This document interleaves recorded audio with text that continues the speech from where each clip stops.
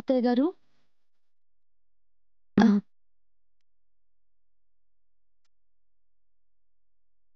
అత్తయ్య గారు తాతయ్య గారి దగ్గరికి వెళ్ళి రావడం నా మనసుకి ఎంతో సంతోషంగా ఉంది.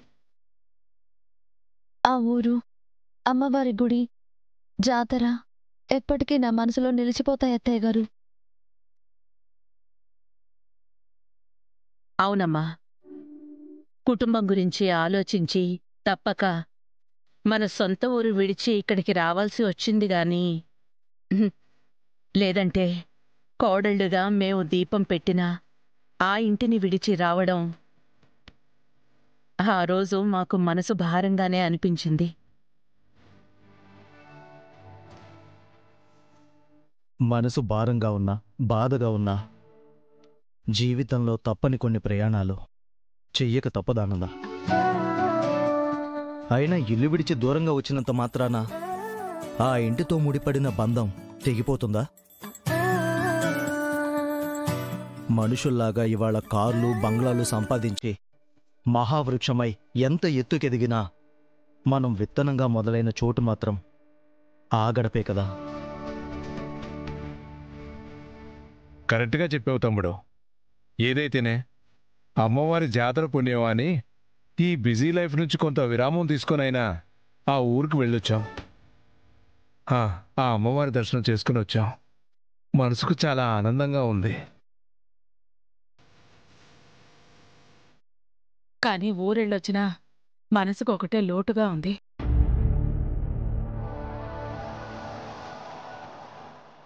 ఆ అమ్మవారు అనన్య మీద దయ చూపించి ఈ పిచ్చేదో తగ్గించుంటే ఎంత బాగుండేది.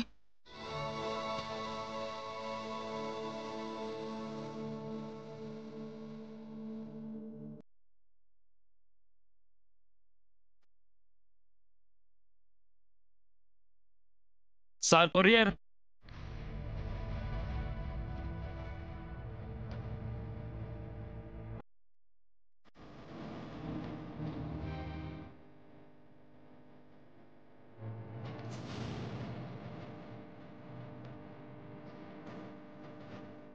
సార్ సైన్ చేయండి.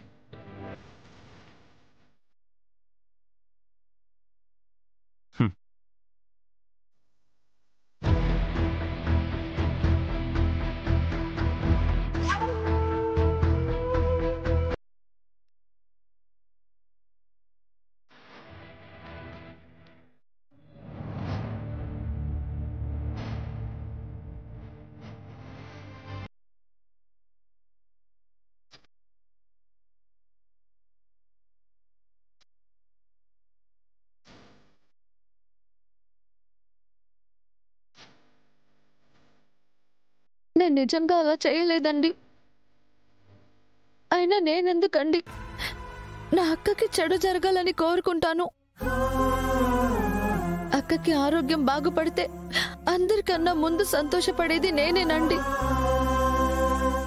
అలాంటి నేను అక్క గురించి అలా తప్పుగా ఆలోచించగలనా? అసలు ఆ మనస్తత్వం నాది కాదండి.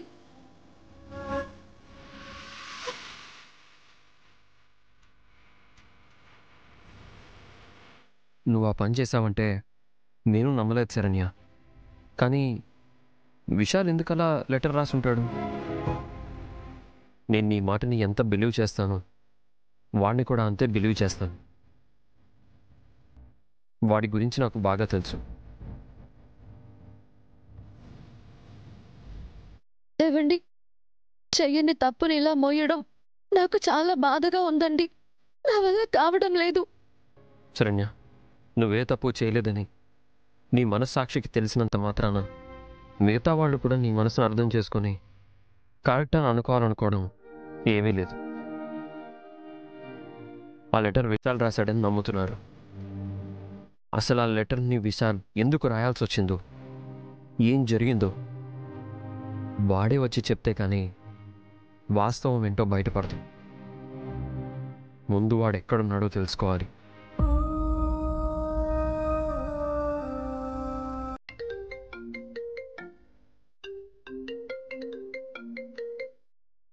హలో, సరే, షూర్, తప్పకుండా sir. Thank you so much.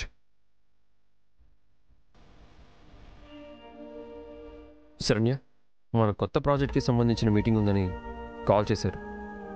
రేపు నేను బెంగళూరు వెళ్తున్నాను. ఒక 2-3 డేస్ టైం పడుతుంది తిరిగి రావడానికి. సో ప్రస్తుతం ఈ విషయం గురించి నువ్వేం ఆలోచించుకో. శరణ్య, అత్తయ్య, నేనే తప్పు చేయలేదు అత్తయ్య. కానీ అత్తయ్య, కంట్రోల్ అవ్వలేకపోతున్నాను. నన్నేం చేయమంటారు?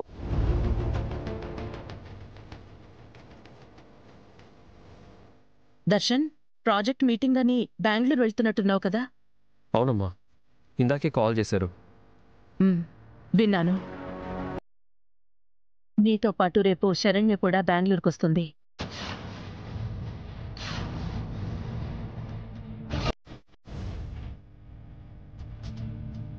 అమ్మా, తను నాతో ఎందుకు? నేను వెళ్ళేది బిజినెస్ పని మీద కదా. అవునత్తయ్య గారు, నేనెందుకు అక్కడ? అక్కకేమైనా అవసరం ఉంటే చూసుకోవాలి కదా. మీ అక్క సంగతి నేను చూసుకుంటాను శరణ్య.